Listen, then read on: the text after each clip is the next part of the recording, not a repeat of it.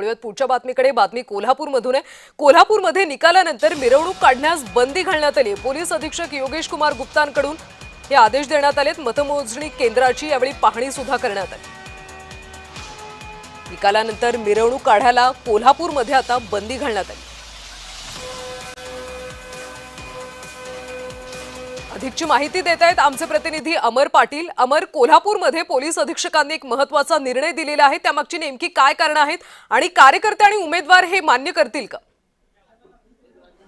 गेल्या काही दिवसापासून चाललेल्या या राजकारणामध्ये आज जय पराजय बऱ्याच ठिकाणी होतो, परंतु थोडक्या मतात झालेला पराभव हा सहन होत नाही किंवा अति उत्साहामध्ये डॉल्बी लावणे किंवा धानपथक लावणे या प्रकारे गुलाल उधळणे असे उत्साहानं आनंदानं करत असतात, परंतु त्यात गालबोट लागण्याची शक्यता असते। म्हणून पोलीस अधीक्षक योगेश कुमार गुप्ता यांनी त्याला बंदी घातली आणि त्याच्यावर जो कोणी काय करेल त्यावर कडक कारवाई करणार असा आदेश दिलेला आहे। त्याचबरोबर कोल्हापुरामध्ये आता महायुतीची सत्ता येणार ही एकंदरीत निकालावर स्पष्ट झालंय। त्यामुळे थोडक्या मताने म्हणजे अगदी थोडक्या मताने कुणाचा 200 कुणाचा 100 कुणाचा 50 असा मताने पराभव झालाय। त्यामुळे दोन्हीकडचे गट उत्साही असतील, कोण पराजय झाला म्हणून नाराज असेल त्यावर जर दंगा मस्ती झाली तर यावर कारवाई करण्याचा आदेशही दिलेला आहे।